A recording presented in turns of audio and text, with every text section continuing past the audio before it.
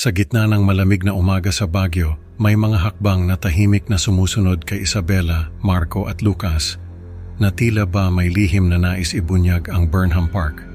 Ang mga bulong at kaluskos sa gabi, mga aninong naglalaro sa paningin, mga senyales ng misteryong naghihintay sa kanilang tatlo.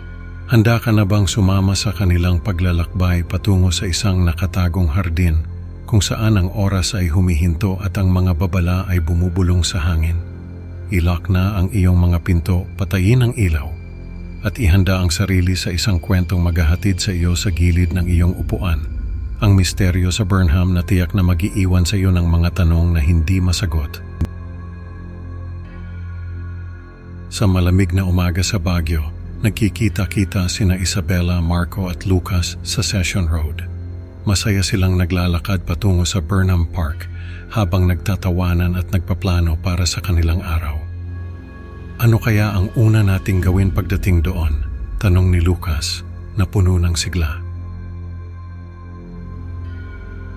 Habang naglalakad, napansin ni Isabela ang lumang simbahan ng Baguio na hindi kalayuan sa kanila. Biglang nagbago ang kanyang mukha, mula sa saya ay napalitan ng pagkabalisa. "Guys, parang ayoko yatang dumaan doon," sabi niya na may halong pag-aalangan. Sa hotel kung saan sila tumutuloy, isang gabi, nagising si Isabela sa mahihinang kaluskos at bulong mula sa labas ng kanilang kuwarto. Dahan-dahan siyang lumapit sa bintana, inaasahang may makikitang kakaiba, ngunit kahit anino ay wala siyang natagpuan. Kinabukasan, habang naglilibot sa Burnham Park, madalas silang makaramdam na may mga aninong gumagalaw sa gilid ng kanilang paningin. "Nakita mo yon?" tanong ni Marco. Ngunit kapag lumingon sila, tila mga ilusyon lang ang lahat at wala naman silang matatagpuan. Ano kaya ang misteryo sa likod ng mga aninong ito? Sa araw ng kanilang kaarawan, nagdesisyon ng tatlo na bisitahin ang mga paborito nilang lugar sa Baguio bilang selebrasyon. "Tara na sa simbahan, dali," yaya ni Marco na puno ng excitement. Pero si Isabela nag-aatubili at piniling magpaiwan sa labas. "Sige, kayo na lang. Hintayin ko na lang kayo dito," sabi niya na may bakas ng takot sa kanyang boses.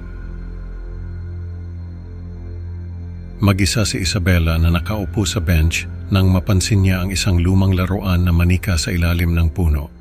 Ang mga mata nito'y tila ba nakatitig sa kanya. Nagdulot ito ng matinding kilabot sa kanyang katawan. Anong ginagawa ng manikang to dito?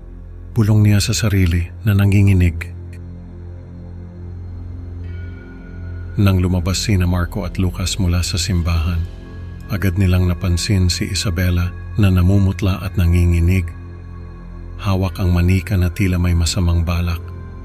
"Bella, anong nangyari? Bakit ka ganyan?" tanong ni Lucas na labis ang pag-aalala. Ano nga ba ang misteryong bumabalot sa lumang laruan na ito at paano ito magbabago sa kanilang pagkakaibigan? Ang kasagutan ay nasa susunod na kabanata ng kanilang nakakakilabot na pakikipagsapalaran.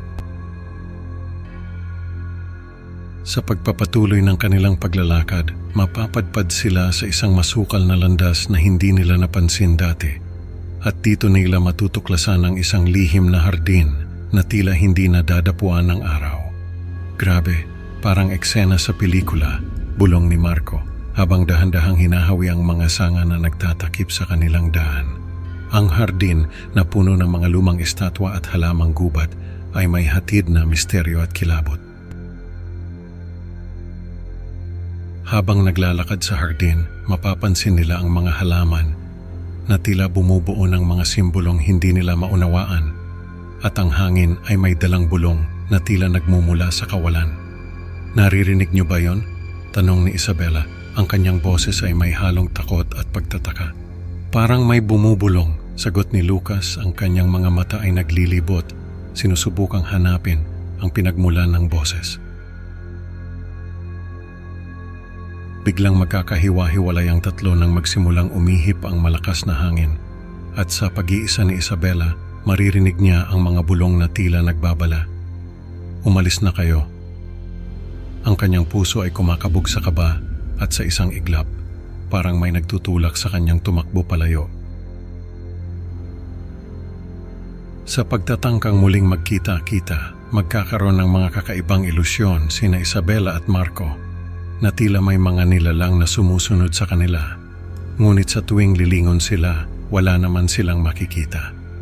Ano ba itong nangyayari? Sigaw ni Marco habang palingalinga sa paligid. Parang may naglalaro sa isip natin, sagot ni Isabela. Ang kanyang mga hakbang ay nagiging mas mabilis. Sa pagtindi ng kanilang takot, tatakbo sina Isabela at Marco palabas ng hardin habang naririnig ang mga yapak na tila humahabol sa kanila. Bilisan natin, sigaw ni Isabela. Ang kanyang mga mata ay puno ng luha ng takot. Ang kanilang pagtakbo ay tila walang katapusan. Ang bawat hakbang ay lalong naglalayo sa kanila mula sa lihim na hardin.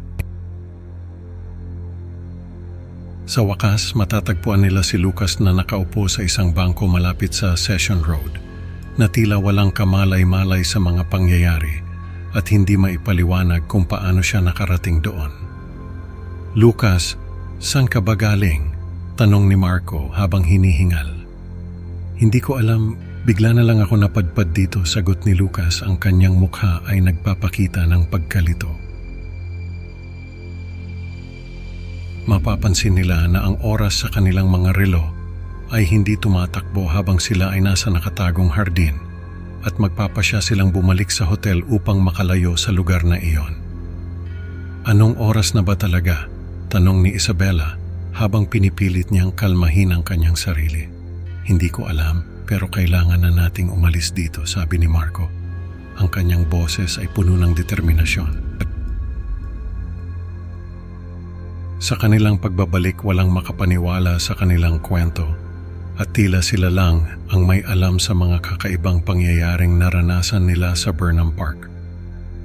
Parang tayo lang ang nakakaalam ng nangyari, sabi ni Lucas, habang pinagmamasdan ang mga tao sa paligid na nagpapatuloy sa kanilang pang-araw-araw na buhay na tila walang nangyari. Ang karanasan nila sa nakatagong hardin ay nag-iwan ng maraming tanong na walang kasagutan. Ano nga ba ang misteryo na bumabalot sa Burnham Park? At paano kung ang kanilang pagtakas ay simula pa lang ng mas malalim na hiwaga? Pag-uwi ni Isabela, hindi niya maiwaglit sa isipan ang mga pangyayaring bumalot sa kanila sa Burnham. Parang may bumubulong sa kanyang kalooban na may mahalagang bagay silang nakaligtaan. Hindi nagtagal, naalala niyang may kinunan silang larawan sa nakatagong hardin. Dali-dali niyang hinanap ang kanyang kamera at binuksan ito, umaasang makakakuha ng sagot. Guys, may naalala ko, sabi ni Isabela na may halong pag-aalala. May picture tayo sa hardin, baka may makita tayong clue doon. Agad niyang tinext si Rafael, ang kaibigan nilang bihasa sa teknolohiya. Raf, pwede mo bang tulungan akong i-enhance yung picture natin sa hardin? Baka may makita tayong importante.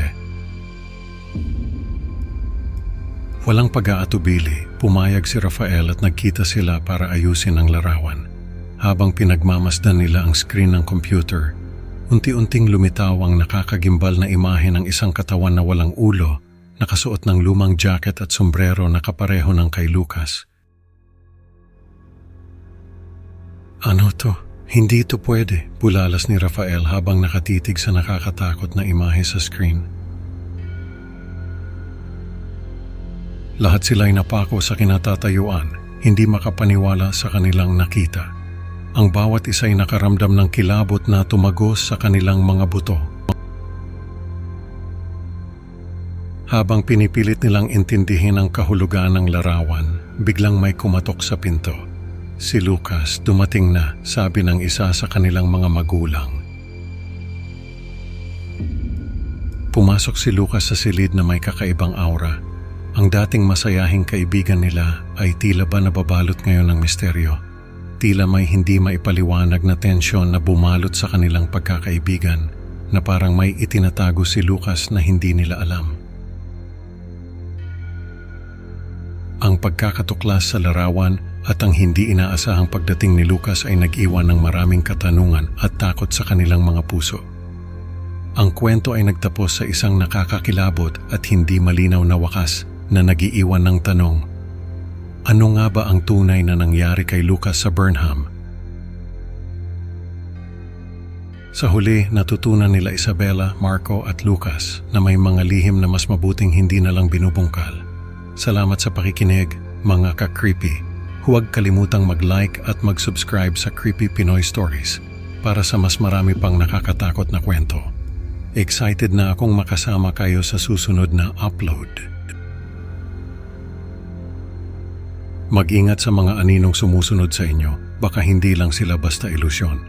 Hanggang sa muli mga ka-creepy at tandaan, bawat hakbang mo'y may mata